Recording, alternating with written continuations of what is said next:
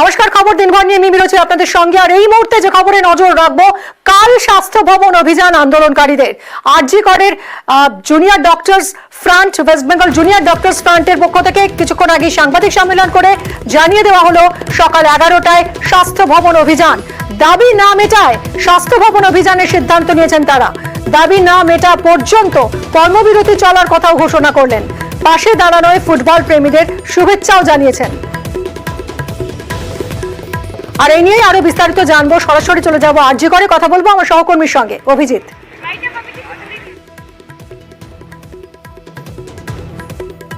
মিমি, আগামীকাল বেলা 11টার সময় West Bengal junior doctors front তারা অর্থাৎ যারা আরজিকর হাসপাতালের এই আন্দোলনকারীরা এবং বিভিন্ন মেডিকেল কলেজ, বিভিন্ন বেসরকারি হাসপাতালের যে ছাত্রছাত্রীরা নিয়ে এই West Bengal junior doctors front করা হয়েছে, তারা আগামীকাল সল্ট লেকের স্বাস্থ্য ভবন অভিযানের ডাক দিল। তাদের বক্তব্য যে দিনের পর দিন ধরে যেভাবে বিচার হচ্ছে সেই বিচারে তারা খুশি নয়, যেভাবে তদন্ত হচ্ছে সেই তদন্ত তারা খুশি নয়। এমনকি গত 14ই আগস্ট রাতে যেভাবে দুষ্কৃতী তাণ্ডব হয়েছে এই আরজিকর হাসপাতালে এবং এখানে যেভাবে চিকিৎসকদেরকে নাম ধরে ধরে তাদেরকে মারার জন্য হুমকি দেওয়া হয়েছে, নার্সদেরকে ধর্ষণ করার হুমকি দেওয়া হয়েছে, যেভাবে জরুরি বিভাগ ভাঙচুর করা হয়েছে, যেভাবে এখানে প্রমাণ লোপাটের জন্য এই দুষ্কৃতীরা এসেছিল কিন্তু সেই প্রমাণ লোপাট করতে হয়তো তারা সক্ষম হয়নি। এই গোটা ঘটনায় স্বাস্থ্য দপ্তর তাদের পাশে দাঁড়ায়নি। এমনকি এই আরজিকর হাসপাতালের নতুন যে প্রিন্সিপাল তথা অধ্যক্ষ ডক্টর সুরহিতা পাল, তিনি ঘটনার দিন এত বড় একটা ঘটনা তাকে বারবার করে জানালো তিনি এই হাসপাতালে আসেননি, তিনি এই আন্দোলনকারী ছাত্রদের পাশে দাঁড়াননি, তিনি নিগৃহীত এই ছাত্রদের পাশে দাঁড়াননি, তিনি এই ভাঙচুর হওয়া কলেজের পাশে থাকেননি, তিনি সল্ট লেকের স্বাস্থ্য ভবন থেকে নাকি এই হাসপাতাল পরিচালনা করছেন।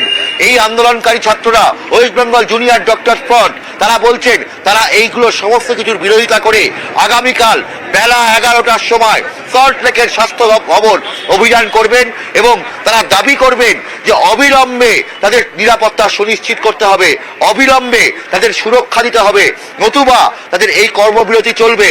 এবং তারা সমাজের সমস্ত শুভবুদ্ধি সম্পন্ন মানুষকে, যারা আরজিকরের বাইরে থেকে এই আন্দোলনকে সমর্থন জানাচ্ছেন, সেই মানুষদেরকে তারা আহ্বান জানাচ্ছেন আগামীকাল যে কোনো রকম ভাবে এই স্বাস্থ্য ভবন অভিযানে অংশগ্রহণ করতে পারেন। কারণ তাদের বক্তব্য যে পুলিশ প্রশাসন তাদের সুরক্ষা দিতে ব্যর্থ, তাদেরকে সরকারি স্বাস্থ্য দপ্তর তারা সুরক্ষা দিতে ব্যর্থ। স্বাস্থ্য ভবন অভিযানটি সবার জন্য খোলা থাকছে, ওপেন টু অল।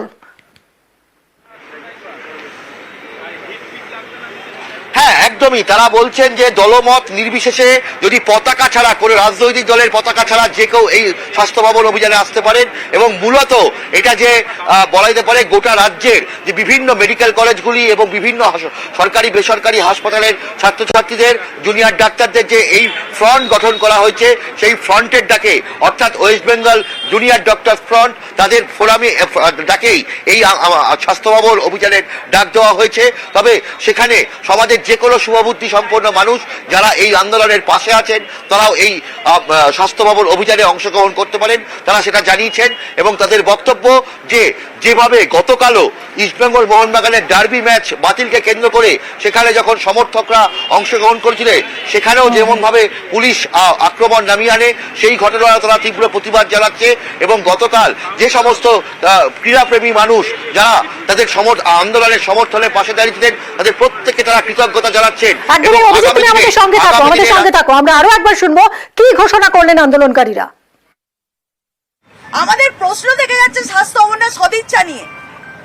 এই প্রশ্নগুলোর উত্তর পাওয়ার জন্য আমরা ওয়েস্ট বেঙ্গল জুনিয়র ডক্টরস ফ্রন্টের পক্ষ থেকে আগামীকাল স্বাস্থ্য ভবন অভিযানের ডাক দিচ্ছি। সকাল 11টায় সিজিও কমপ্লেক্স সংলগ্ন এলাকা থেকে স্বাস্থ্য ভবনের উদ্দেশ্যে আমরা রওনা দেব এই প্রশ্নগুলোরই উত্তর চাইতে।